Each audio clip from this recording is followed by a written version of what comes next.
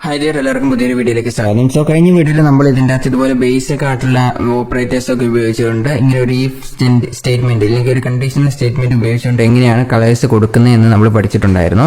ഇതുപോലെ കളേഴ്സ് മാത്രമല്ല എത്ര ബാക്ക്ഗ്രൗണ്ട് പ്രോപ്പർട്ടീസ് വേണമെങ്കിലും നിങ്ങൾക്ക് കൊടുക്കാൻ സാധിക്കും. ഇനി ഇവിടെ നോക്കിക്കഴിഞ്ഞാൽ നമ്മളിവിടെ ഈ സ്റ്റേറ്റ്മെന്റ് എഴുതി വെച്ചിട്ടുണ്ട്. ഈ സ്റ്റേറ്റ്മെന്റ് എഴുതുമ്പോൾ ഈ ഒരു കണ്ടീഷൻ ട്രൂ ആണെങ്കിൽ നമുക്ക് ഇവിടെ എന്താണ് വരുന്നത്, ഈ ഒരു പെർട്ടിക്കുലർ കളേഴ്സ് ആണ് വരുന്നത്. ഇനി ഇത് ഫാൾസ് ആണെങ്കിൽ നമുക്ക് വേറെ കളേഴ്സ് കൊടുക്കുന്ന പോലെ തന്നെ ഇപ്പൊ നമ്മൾ ഒരു പ്രോപ്പർട്ടിനെ കൊടുക്കുന്നത്, അതായത് ബോഡിക്കാണ് പ്രോപ്പർട്ടി ഡയറക്റ്റ് ആയിട്ട് കൊടുക്കുന്നത് അല്ലേ. ഇനി ഇതേ കണ്ടീഷൻ ട്രൂ ആണെങ്കിൽ നമുക്ക് എന്ത് ചെയ്യാൻ പറ്റും, ഇവിടെ നമുക്ക് പ്രോപ്പർട്ടീസ് എക്സ്ട്രാ ആഡ് ചെയ്യാൻ പറ്റും. അതായത് ഇതിന്റെ ഇൻ ബിറ്റ്വീൻ പാരഗ്രാഫിൽ ഞാനൊരു കളേഴ്സ് കൊടുക്കണമെങ്കിൽ നമുക്ക് ഇതിന്റെ പാരഗ്രാഫ് കൊടുക്കാം. എന്നിട്ട് കളർ എന്ന് പറഞ്ഞത് ജസ്റ്റ് ഇൻക്രീസ് ചെയ്ത് കൊടുക്കാം. അപ്പൊ ഞാൻ ഇതിന്റെ അകത്ത് കളർ ഈ ഒരു വൈറ്റ് കളർ കൊടുക്കുവാണ്. അതുപോലെ തന്നെ ഇതിന്റെ അകത്ത് ഫോണ്ട് സൈസ് ഇൻക്രീസ് ചെയ്യണമെങ്കിൽ അങ്ങനെയും ഇൻക്രീസ് ചെയ്യാം. ഫോണ്ട് സൈസ് ഇൻക്രീസ് ചെയ്യുമ്പോൾ ഞാനിവിടെ ലാർജർ എന്ന് കൊടുക്കുകയാണ്.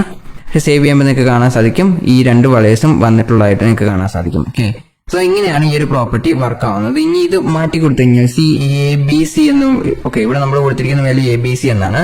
അത് ഇനി മാറ്റി വേറെ എന്തെങ്കിലും ഒരു പെർട്ടിക്കുലർ വാല്യൂസ് അങ്ങനെ കൊടുക്കുവാണെങ്കിലും വേറെ വാല്യൂസ് കൊടുത്തു കഴിഞ്ഞാലും ഇതിന്റെ കളേഴ്സ് വരുന്നതായിരിക്കും. ഓക്കെ, സോ ഇങ്ങനെയാണ് ഈ ഒരു പ്രോപ്പർട്ടി ആക്ച്വലി വർക്ക് ആവുന്നത്.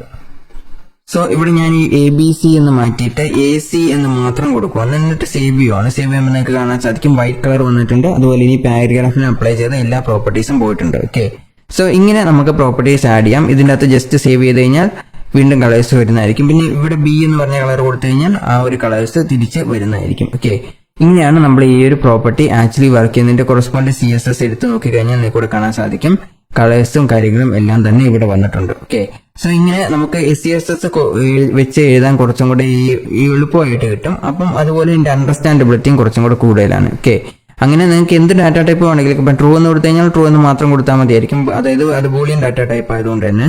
അതല്ല നിങ്ങൾ സ്ട്രിങ്സ് ഒക്കെയാണ് കൊടുക്കുന്നതെങ്കിൽ എപ്പോഴും നമ്മൾ സ്ട്രിങ്സ് എഴുതുമ്പോൾ ഇതുപോലെ ഡബിൾ കോട്ട്സിന്റെ അകത്ത് വേണം എഴുതാനായിട്ട്. ഓക്കെ, ഞാനിപ്പോ ഇവിടെ കൊടുത്തിരിക്കുന്നതാണ് സ്ട്രിങ് എന്ന് പറയുന്നത്. ഇത് വെറുതെ ഇങ്ങനെ എഴുതി കഴിഞ്ഞാൽ നമുക്ക് എറർ ആയിരിക്കും വരുന്നത്. ABC എന്ന് വെക്കാൻ പാടില്ല.